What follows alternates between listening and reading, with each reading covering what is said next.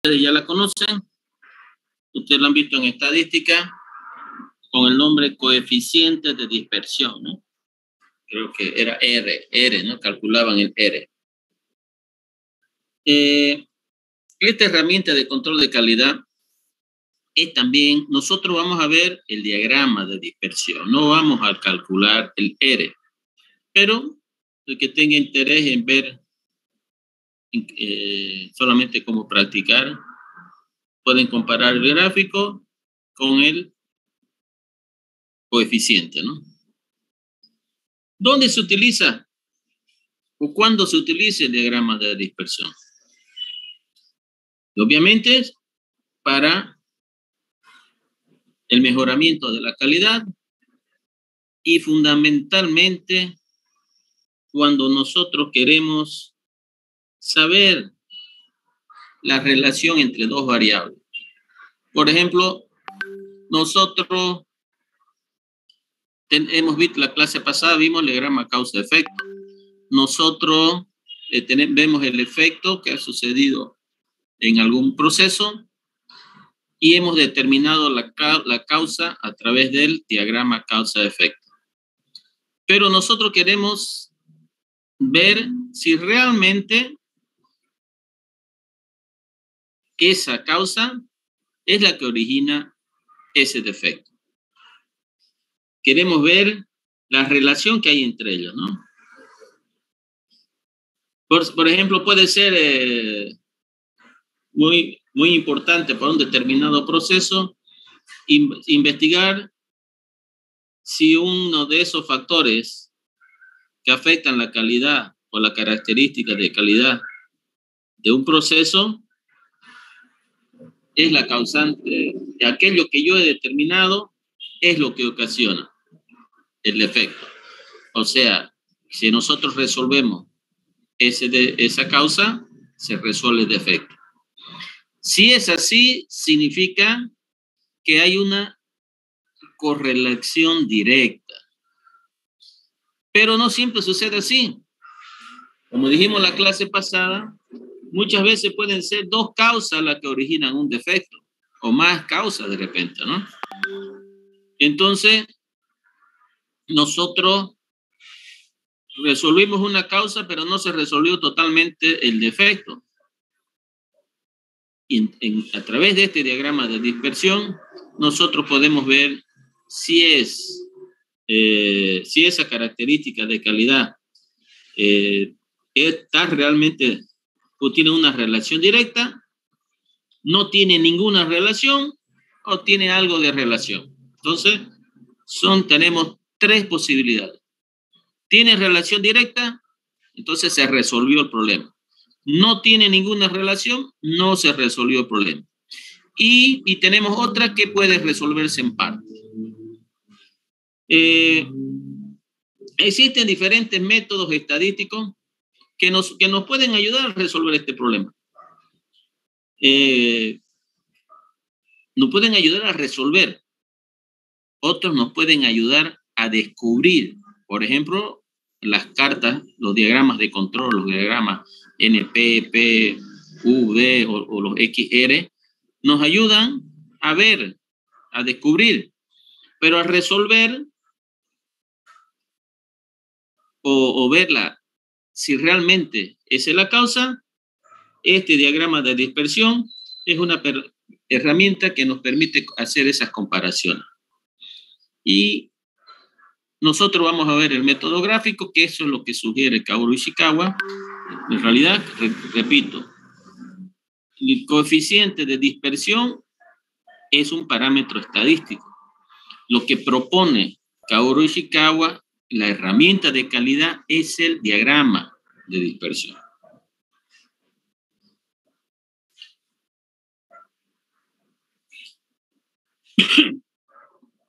Por ejemplo, nosotros podemos decir en el diagrama de dispersión que una variable X y otra variable Y, si nosotros recolectamos las muestras tanto de X como de Y después en el X podemos colocar en un gráfico sobre el eje X y los datos de Y sobre el eje vertical.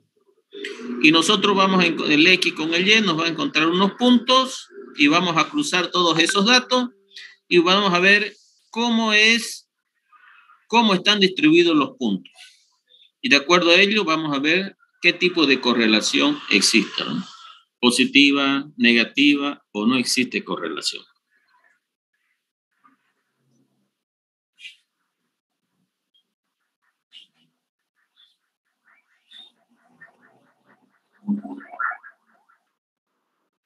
Ok, en la búsqueda de las causas de un problema de calidad y en el reto de innovar un proceso de producción, es común que sea necesario analizar la relación entre dos variables. Por ejemplo, puede ser de interés investigar si la variación en un factor tiene algún efecto en cierta característica de calidad. Es decir, investigar si existe una relación causa o efecto. Diagrama de dispersión o gráfico de correlación permite estudiar la relación entre dos variables. En estadística, nosotros también podemos encontrar entre tres variables, por decirlo, ¿no? Pero repito, nosotros estamos viendo las herramientas de control de calidad y esto es para dos variables.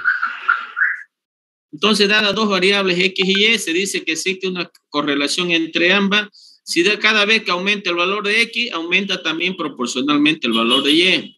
A eso decimos que es una correlación positiva. Entonces, cuando es una correlación positiva, significa que si nosotros resolvemos la causa, el efecto desaparece también. O si cada vez que aumenta el valor de X, disminuye la proporción de Y. Entonces, es una correlación negativa. ¿Qué significa?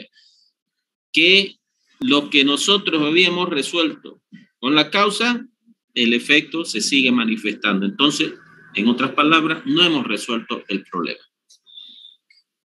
Entonces, una herramienta que permite hacer una comparación o análisis gráfico de dos factores que se manifiestan simultáneamente en un proceso.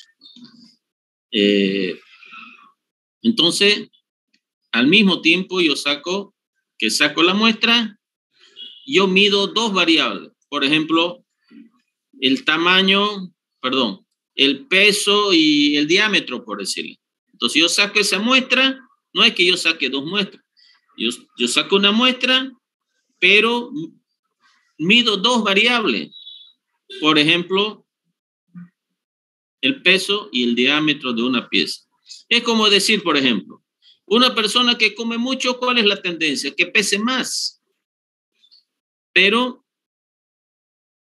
hay otras personas que comen mucho y no engordan, ¿no?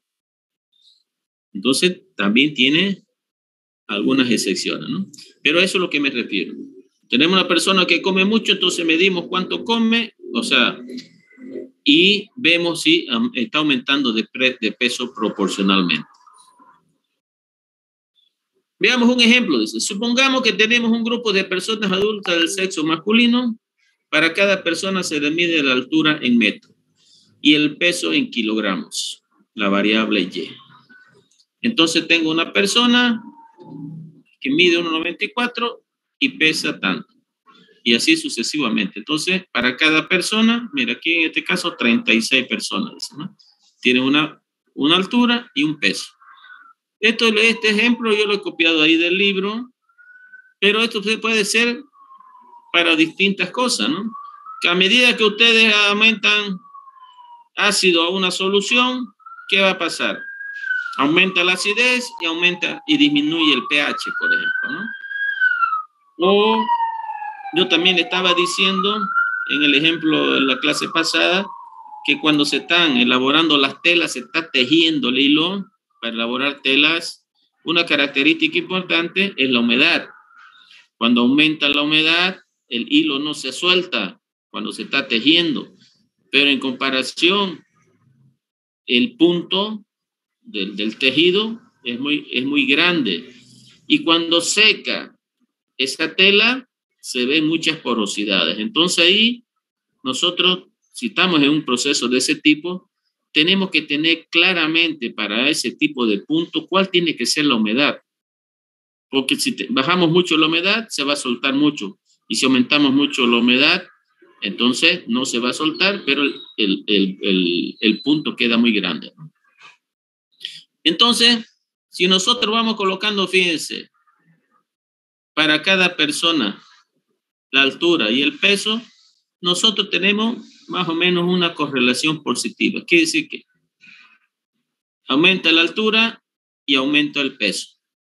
Pero se pueden dar el caso, por ejemplo, aquí, fíjense, hay una persona que tiene una altura de 1,60 aquí, y sin embargo pesa 60 kilos, y otro de 1,60 pesa 70 kilos también, ¿no? Pero en general la tendencia es que a medida que aumenta la altura, aumenta el peso. A eso decimos que es una correlación positiva. El gráfico muestra, en primer lugar, que las personas de mayor altura tienen mayor peso. Las que son más altas son las que tienen mayor peso. Por ejemplo, estas 4 últimas, ¿no? Claramente se establece eso. Pero un hombre bajito y gordo puede también pesar igual que otro y flaco, es lo que decíamos aquí, ¿no? Un bajito de 1,60, uno puede pesarse, de 1,60 puede pesar 60 kilos y el otro puede pesar 70, ¿no? Entonces, ¿qué significa? Que no hay una relación total y directa. Aquí también podemos ver personas de igual altura, 1,70, y diferentes pesos, ¿no?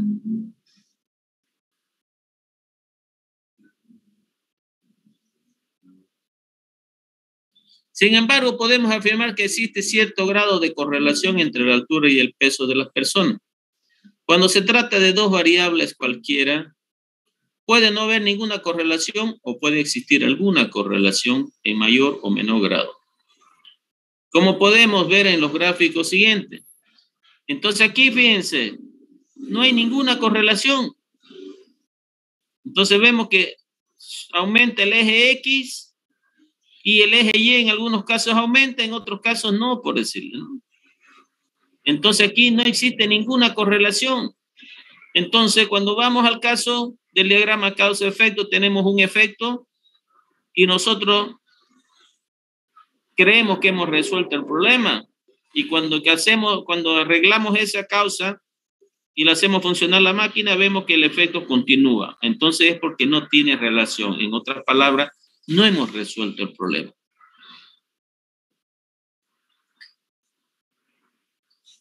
Existe otros casos, fíjense, una correlación negativa.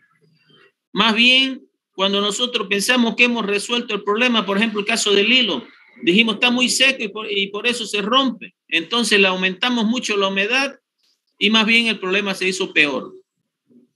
Entonces, a medida que X aumentó, más bien disminuyó Y. Y aquí prácticamente todos aumentaron. Entonces, esta es una correlación negativa, pero aquí hay mucha correlación. Decimos una correlación negativa directa.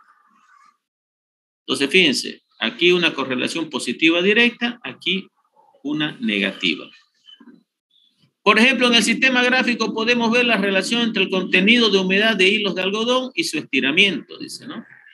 A medida que aumenta la humedad, el estiramiento es mayor, dice, ¿no? Entonces, por eso no se rompe. Ventaja del diagrama de dispersión. Se trata de una herramienta especialmente útil para estudiar e identificar las posibles relaciones entre los cambios observados en dos conjuntos diferentes de variables. En realidad, ese es lo principal, ¿no? Identificar las posibles relaciones que hay entre dos variables. Suministra los datos para confirmar hipótesis acerca de si dos variables están relacionadas. Entonces, por ejemplo, en el caso del hilo, dijimos que se soltaba el hilo porque estaba muy seco. Entonces, ahí se plantea la hipótesis.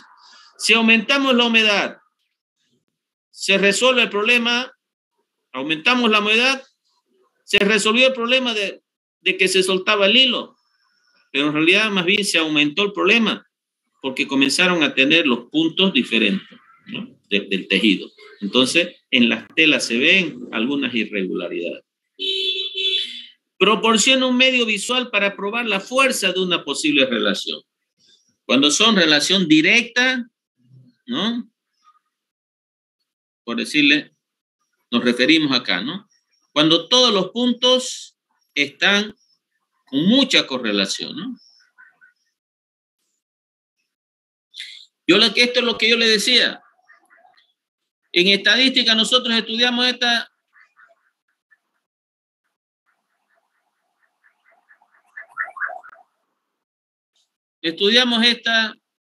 esta fórmula, ¿no? Para asegurarse de que la relación entre dos variables que se observa en un diagrama no se debe a una construcción errónea, y para cuantificar la magnitud de la correlación, entonces nosotros podemos calcular R, dice. Los valores que puede tener R varían entre -1 y 1. Esto ustedes lo han visto en estadística, yo lo he visto en el libro del ingeniero Hinojosa.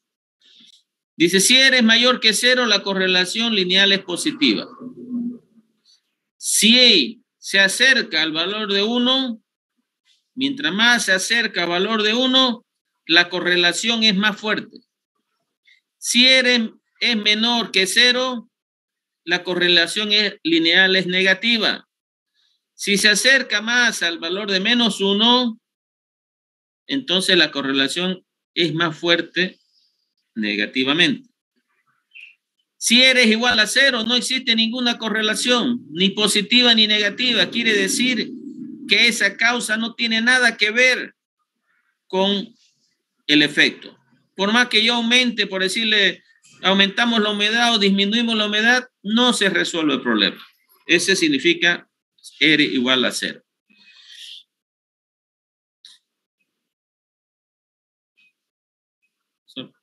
Solo un minuto.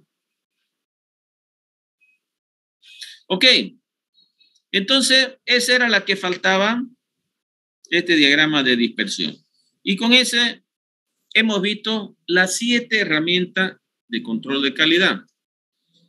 Comenzamos la primera, bueno, no la primera que nosotros hemos visto, ¿no? Vimos las cartas de control. Esas eran las primeras herramientas.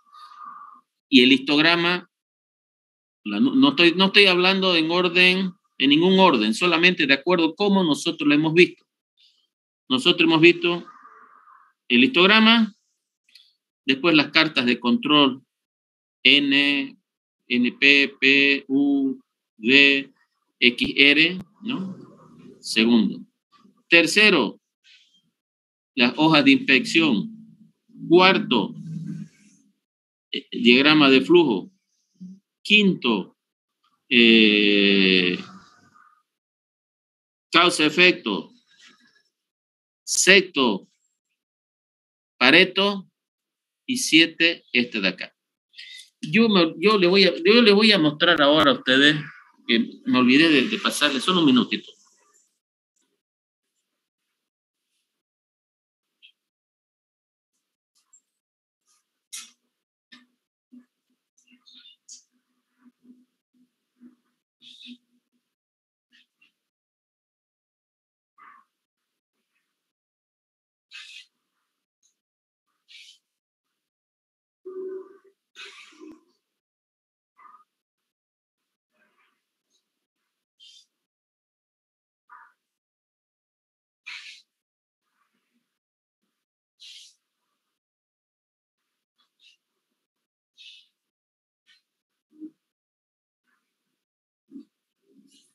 Fíjense, yo el miércoles fui tribunal de 2 defensas de ingeniería industrial,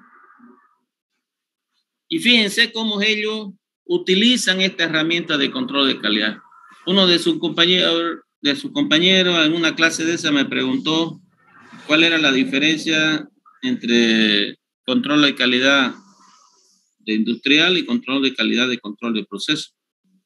El tema es que en ingeniería industrial le dan mucha importancia, es una materia troncal para ellos. En ingeniería de control de procesos, que fíjese, lleva el nombre, es cuando más se debería utilizar.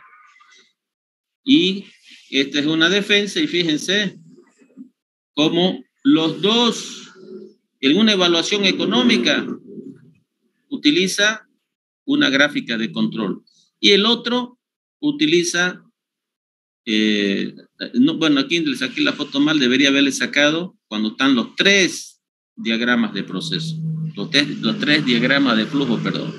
Entonces, la primera, él muestra cómo estaba cuando fue a hacer su práctica, y la segunda fue una propuesta que él hizo, y después la tercera con la que se quedó, porque él presentó una propuesta. Fíjense, él se ha graduado con un trabajo de que él veía que el proceso estaba desordenado, y él presentó una propuesta de cómo ordenar el proceso, y con eso iba a ser de que el ciclo, el tiempo de ciclo, o sea, desde que inicia la materia prima, desde que pasa, desde que inicia el proceso hasta que sale el producto terminado, con esta nueva propuesta que él tuvo, que él presentó, se disminuyeron los tiempos de producción. Entonces, fíjense cómo lo utiliza. El diagrama de flujo, el diagrama de Pareto, lo utilizan en todas sus defensas. Entonces, yo precisamente le pregunté, ¿quién fue tu asesor? ¿Y por qué has presentado, por qué has hecho a través de un diagrama de flujo? Y él dijo, no, mi asesor de tesis, mi asesor de mi trabajo dirigido, el ingeniero Vidal Vargas, él me recomendó que utilices esta herramienta de calidad. Entonces, de repente, el profesor guía de los trabajos de ustedes, o de repente, yo la verdad, he sido tribunal de control de proceso, pero he sido tribunal de seminario. No he visto a nadie que haga trabajo dirigido. Y fíjense, ellos han terminado sus materias y ya ahora 5 han defendido un trabajo dirigido. Fueron a hacer sus prácticas y ahí, mientras hacían sus prácticas, elaboraron su trabajo dirigido y no hicieron ningún seminario. Ya presentaron y fíjense, ya están graduados. Entonces, no es necesario que estén gastando su dinero ahora que no hay, que está escaso, en pagar un curso para un seminario. No, hay otras formas de graduarse. Estos 5 muchachos que yo he sido entre el martes de 3 y el miércoles de 2, se han graduado con los 5 con trabajo dirigido.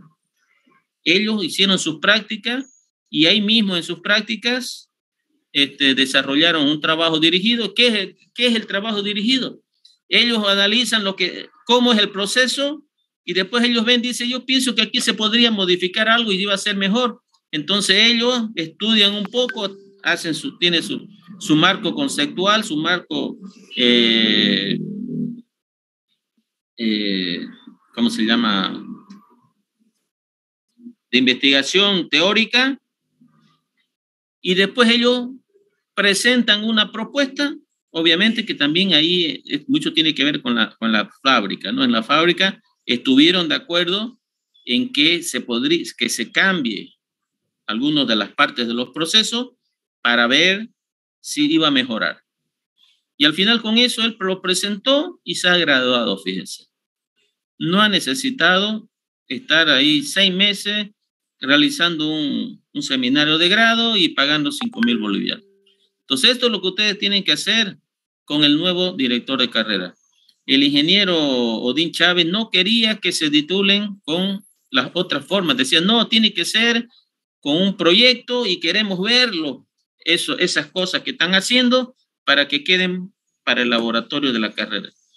Yo pienso que es interesante lo que proponía el ingeniero Odín para que la carrera se quede con algunos equipos, con algunos trabajos que realizan.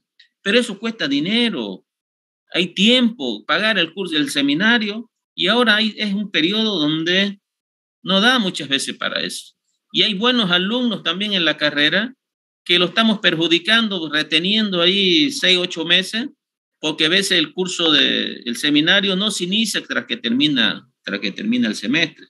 Entonces ahora hay que conversar con el nuevo director de carrera. Yo hablé con él ya y yo le dije cómo eran las cosas. Y él me dijo que lo iba a conversar, lo iba a analizar, y porque el director de carrera es industrial, él sabe que en ingeniería industrial se gradúan más rápido, ¿no? Entonces, ustedes tienen que conversar con eso, para eso están los centros internos, no solamente para hacer política, sino para plantear algunas otras maneras de ayudar a los estudiantes, de graduarse más rápido y sobre todo ahora, no gastar dinero. Ok. ¿Algún comentario sobre esto que hemos hablado? Tengo dos cosas para conversar con ustedes.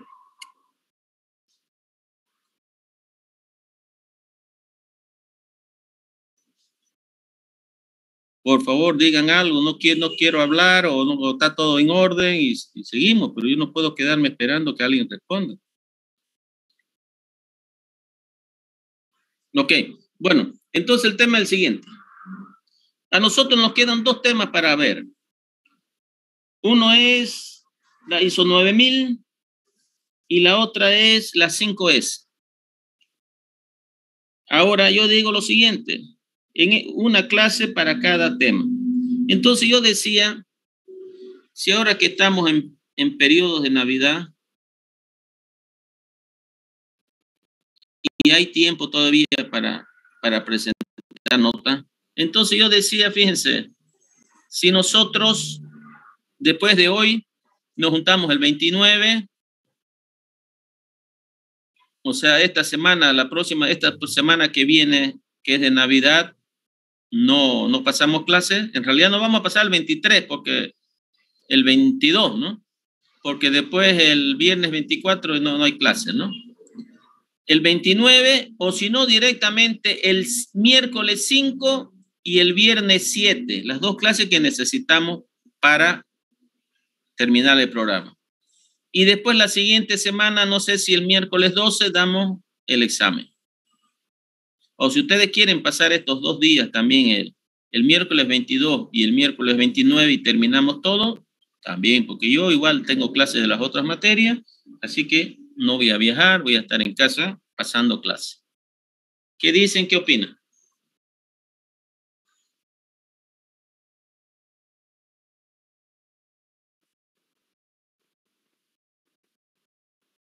A ver. Entonces, está bien el 12, ingeniero. Pasaríamos clases el 29 y el 31 para Año Nuevo, ingeniero. No, a ver, yo estoy diciendo lo siguiente. Son dos cosas, ¿no? Solo un minuto aquí, no sé qué se me ha movido. Dijo 5 y 7. Entonces yo digo lo siguiente.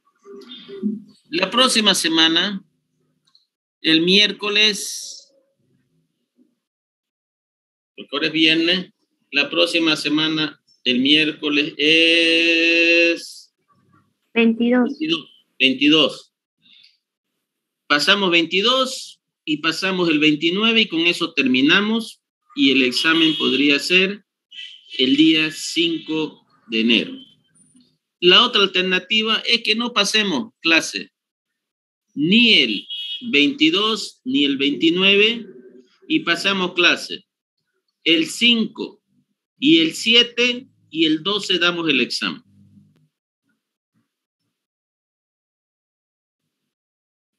¿El 12, ingeniero, sería el examen final o el segundo parcial? Bueno, hemos dicho que son 2 parciales, ¿no? Lo que no llega a 51, entonces dan un tercero, ¿no?